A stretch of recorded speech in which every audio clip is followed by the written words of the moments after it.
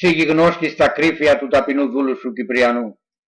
Ότι ούκ εγίγνωσκον πρώτερον τα σα θαυμάσια, Κύριε Παντοδύναμο.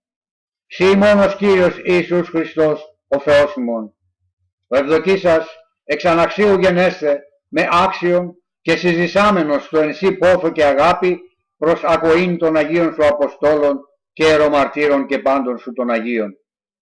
Παρακαλώ δε τη σύ φιλανθρωπία, ή να όπου επλεώνασεν η αμαρτία υπερπερσεύει η χάρη σου, Κύριε, ότι εκράτουν τα νέφη και ουκ έβρεχον, έδαινον την γην και ουκ έδιδε τους καρπούς αυτής, τα σαμπέλους και ουκ ευλάστανον, τα πίμνια των προβάτων και ουκ επίουν γάλα, τα ηγίδια και ουκ εγένων, τους άνδρας και ουκ εσμίγοντο μετά των γυναικών αυτών, τας μητέρας και ουκ ετεκνοποιούν, τα πλοία και ουκ έπλεον, τα εργαστήρια και ουκ εργάζοντο, τους αλλοίς και ουκ ηλίευον.